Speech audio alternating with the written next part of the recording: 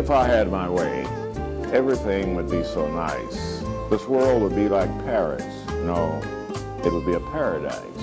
No one would ever have to say, I'm gonna get my wish someday. All one would have to do is say, this is my order, if you may. Welcome to another episode of The School Without Walls. I am Antonio Hobbs, host and founder of this educational program. And I'd like to make sure that we understand this is not a show, it's a serious program. It's an educational program designed primarily to lift the African American community in training, in education, and in economics. We have a goal that I want to mention three aspects of this goal. It's training the youth from primarily the age 7 to 25, the importance of good work ethics, teaching that they have a moral duty and obligation to obtain and maintain a system of moral values that will lead them to economic success. Number two, have them to understand that all people are not college material, but yet all can be economically successful. Number three, to teach them that the surest and safest way out of poverty to economic success is a good education, be it college or trade school. And early planning is key, and we certainly would like for you to come to the University of Arkansas at Pine Bluff. I have a special guest today. He's the Chancellor of the University of Arkansas at Pine Bluff. Matter of fact, it's a new Chancellor. His name is Dr. Laurence Alexander. Glad to have you, sir. Thank you. Delighted to be here. And I'd like for you to give us a little bit about your background, where you were born, and your early years, and then your educational achievements. Oh, wonderful. Well, thank you for this opportunity. I'm very glad to be here today. I just moved to Pine Bluff about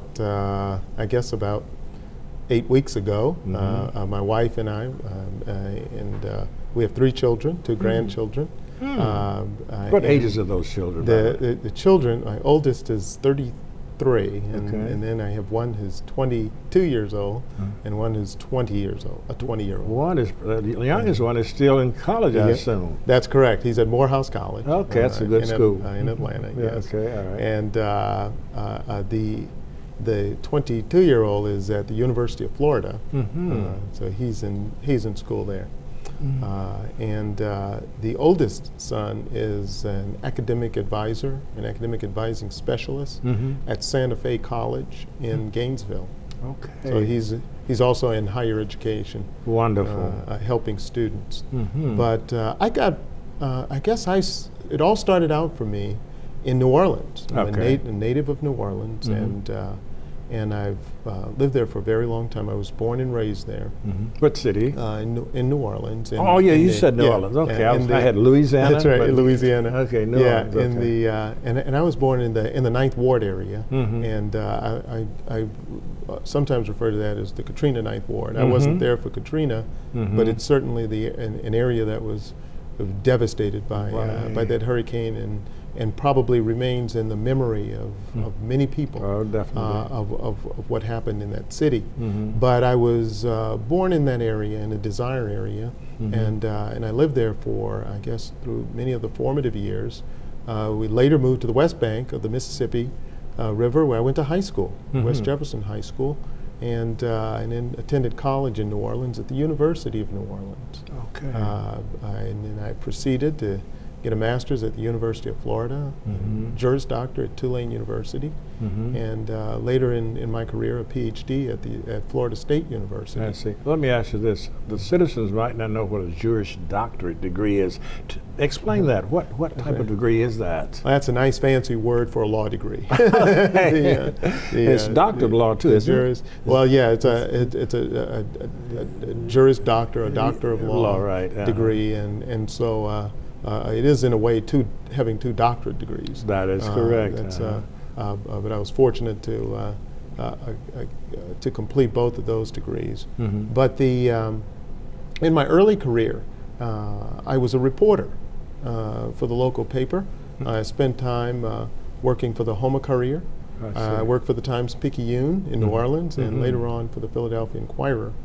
Was that after graduating from college? That was after graduating from college, from my bachelor's, first bachelor's degree. I see. Did an internship and started down a career in journalism prior to starting my academic career. I started the academic career after law school.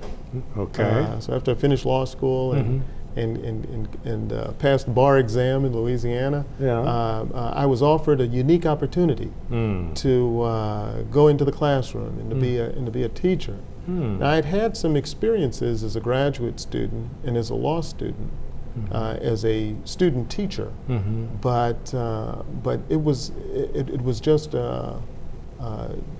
wonderful to get the opportunity to become a full-time faculty member. That was on the college level? On the college level. I see. And I started out at my alma mater at the University of New Orleans. I see. So that was a really good opportunity. And I took it. I wasn't sure whether I would love teaching. I had done some of it.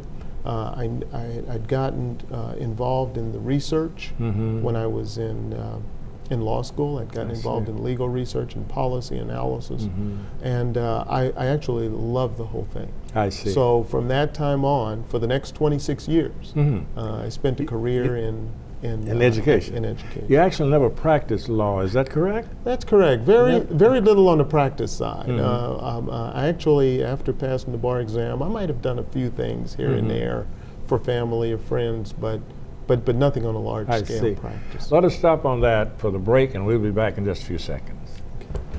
At the University of Arkansas at Pine Bluff, I'm part of a place where I'm always challenged to do more. I am a part of a place where I can be involved. I'm a part of a place where everything is possible. I'm part of a place where champions are made. At the University of Arkansas at Pine Bluff, you can get an affordable education with competitive degree offerings, diverse student population, and stellar faculty. Become part of a place where you can get everything you need to succeed. Become a part of the pride at the University of Arkansas at Pine Bluff. Hey. Ready to go? Yeah, but the fire's not out. Close enough. Close enough? If it's too hot to touch, it's too hot to leave. I mean, the next thing you know, you've torched our whole neighborhood. Which is why we're not going anywhere? Exactly. 9 out of 10 wildfires are caused by humans. Only you can prevent wildfires. But it would be safe to keep your distance until there's no secret that makes you smile. Reliable sources say that chicken soup has found their way out of this here. Dangerous, but they are returned.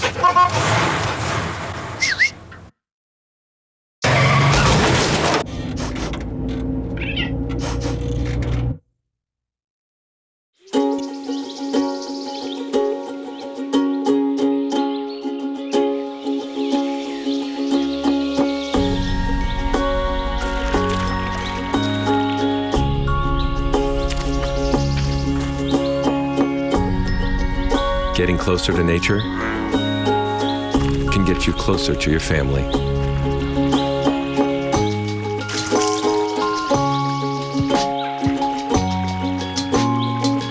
Go to discovertheforest.org. Those of you who have just joined us, I'm Antonio Hobbs, host of this television program called The School Without Walls. My guest is our Chancellor, Dr. Laurence Alexander. Doctor, we were talking about your career, so let us continue. Now, you had told me basically about the educational aspect of it. Now, tell us what the type of work you've been engaged in. Well, sure. Okay. Well, I've spent the last 26 years as an educator in higher education and various institutions, the University of New Orleans, starting out, then on to Temple University in Philadelphia, before settling in at the University of Florida for the last 22 years. Last 22 years? Last 22 years.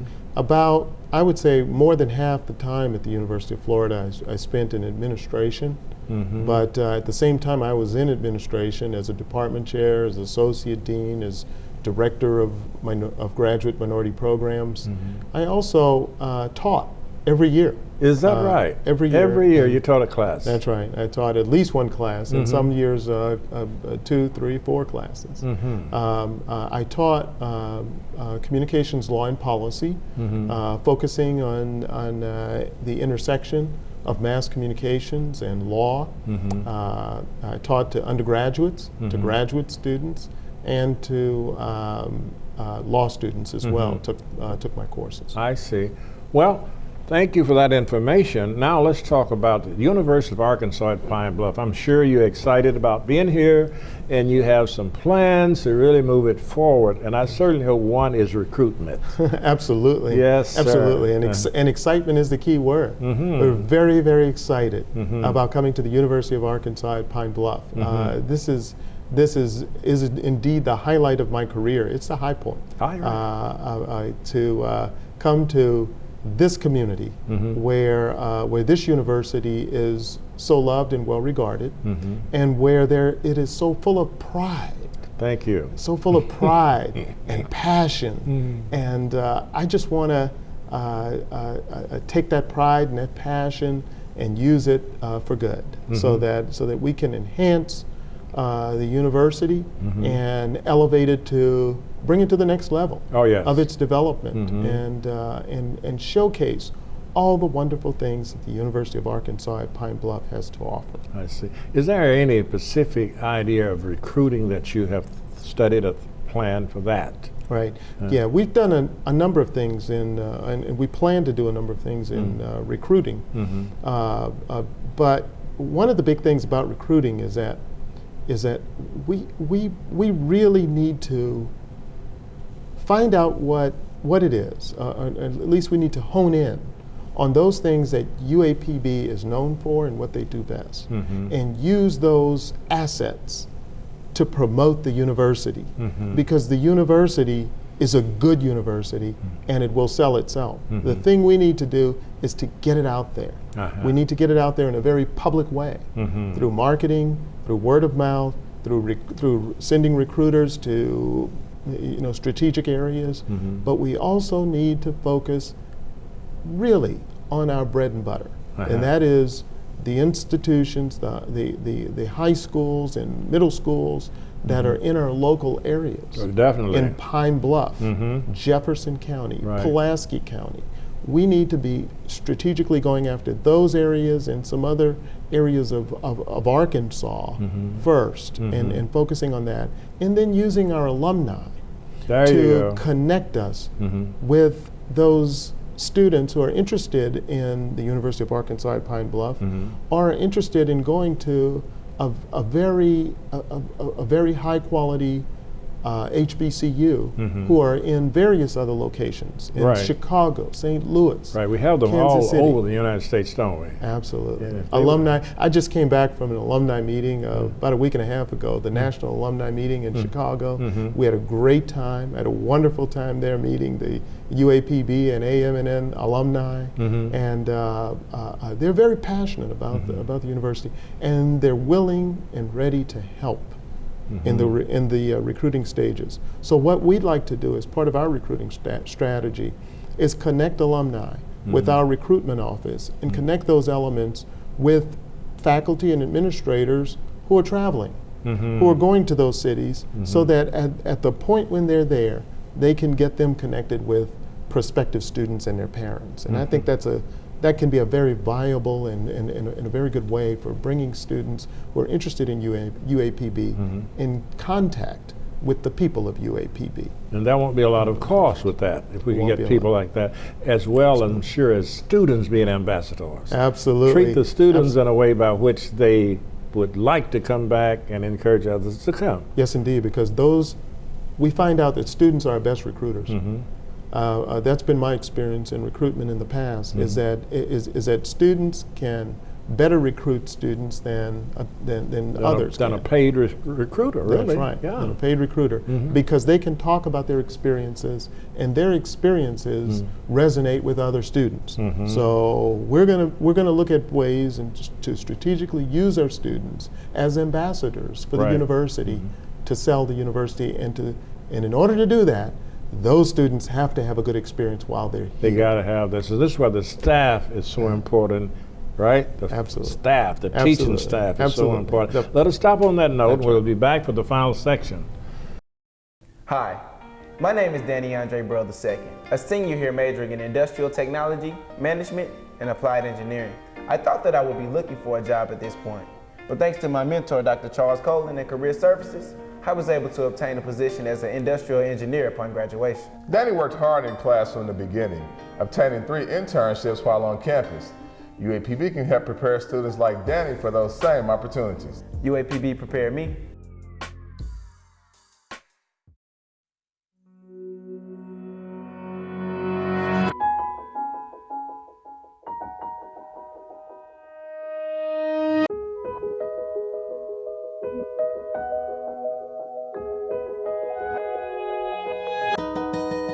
For those dealing with the daily struggles of caring for a loved one, we hear you. That's why AARP created a community with experts and other caregivers to help us better care for ourselves and the ones we love.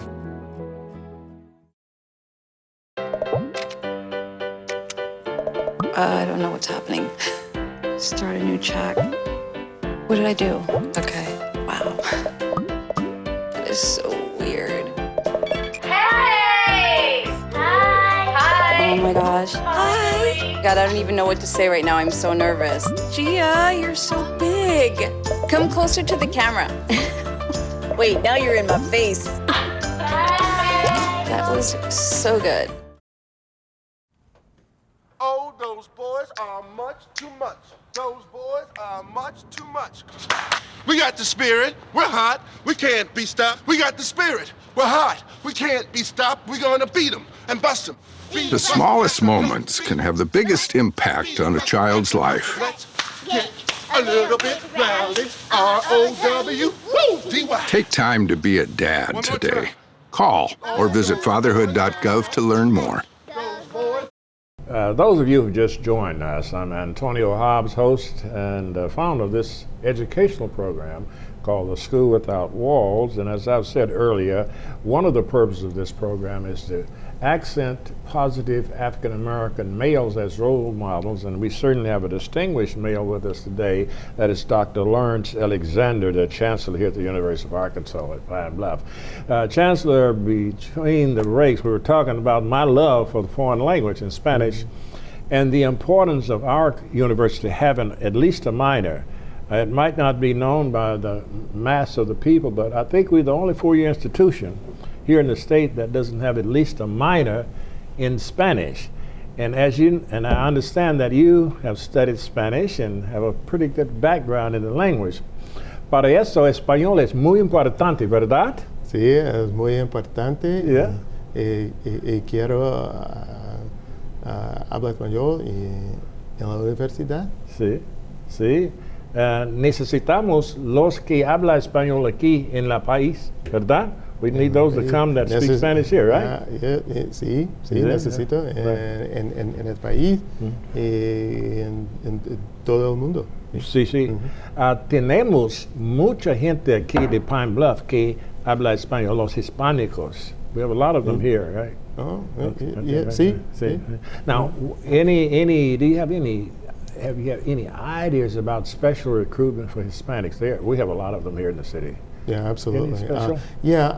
One of the things that I'd like to see is add people of Hispanic origin, of Latino origin to our staff. Excelente. In terms of our recruitment efforts, and I believe that's going to help. I believe it will too. In that regard, Spanish-speaking Latinos who can relate directly to the students and who can assist us in meeting their needs, I think would be very, very valuable. You know why I smiled so when you said that? Yes. I was talking to a friend of mine, his name is Dr. Altimer. Dr. Rosenwald Altimer is a graduate of UAPB, no, A&M, when I graduated. And there's a young man, a young Hispanic here in the city that I taught. Excellent student, he's graduated, and he's a member of the same church that Dr. Altimer attends. And I said, Dr. Altimer, I said, one would be a good recruiter. I'm going to check with the chancellor and see would he hire him as a part-time recruiter. Mm-hmm.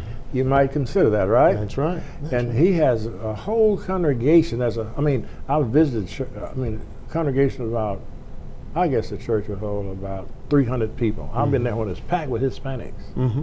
And this young man is a member of that church. Right. So if you would like to meet him, I will arrange that. I certainly would, and I do believe you're correct that I believe that there are Latinos who would love the chance and the opportunity to come to a university with the rich history and tradition of University of Arkansas at Pine Bluff, and would want to become a part of that environment. So I think it's incumbent upon us to make that possible, to make it happen. And I think he has two siblings that are in school now. I know they were last year if they didn't graduate. Now we have about 4 more minutes, I would think. Talk to us further about what you plan to do here at the university. Well, what you would like for us to do to help you, whatever. Well, I think that there is much to do here at the University of Arkansas at Pine Bluff. I believe that there's a great opportunity here with the new chancellor on board, with the opportunity to bring in some additional staff, with the opportunity to take the programming to a higher level. I believe that there's some areas, certainly. One area you mentioned was Spanish, but one area I'd like to see grow here is mass communication. I believe that that's my background, that's my discipline, and I'll be looking at things and talking to people and seeking out the resources to enhance that program, which certainly is always a very popular major among all students. What are some, just for the sake of the community, what are some of the areas of work that one might go into once they've received a degree in some of the mass communications? Once you get a degree in mass comm, you can work, and it's not just work for the media. It's but those who work in the media outlets, they certainly get their training in mass comm programs. Those who work in almost any aspect of corporate America, in human resources, in those who work in the boardrooms, those who work in account positions, etc. They need the communication skills. We have about 1 minute, and I want to say something, and I want you to mention your wife, so think about that. We don't forget her. Yes. But I have a daughter who is a mass comm major, and she said exactly what she said, and she works for the second largest accounting company in the world. Yes. She goes to China, Mexico, and all over, and she said that helped her more than anything else. You know, she went in on sort of the ground level because of her communication skills, and she has excellent writing skills, and she has what we call in the hood a boss job. And she's working on something for the university, by the way. I hope we can say yes in a couple of weeks. Hope so. Now tell us about your wife. We didn't mention your wife. Yes. What is her name and what is she doing? My wife's name is Veronica, and she has worked for, I guess, the last 21 years in human resources in the foundation at the University of Florida.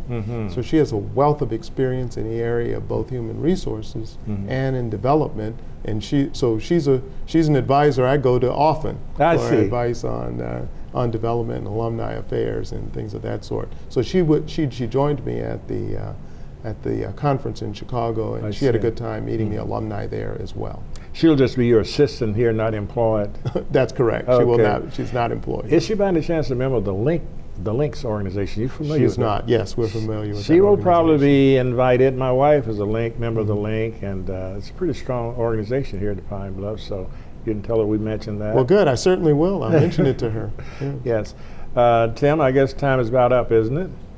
30 seconds. Okay, we have 30 seconds, Chancellor. You may have the last word. Well, good. I just want to say that we're happy to be here. We're glad to be a part of the Pine Bluff community and University of Arkansas at Pine Bluff, and glad to be Arkansans, and we look forward to working with all of those in the community, both with the university and in the community of Pine Bluff, and we look to enhance and grow the student population here at the University of Arkansas, and we believe that by doing so, we will help grow this community. Thank you. Thank you very We'll much. stop on that. God bless you.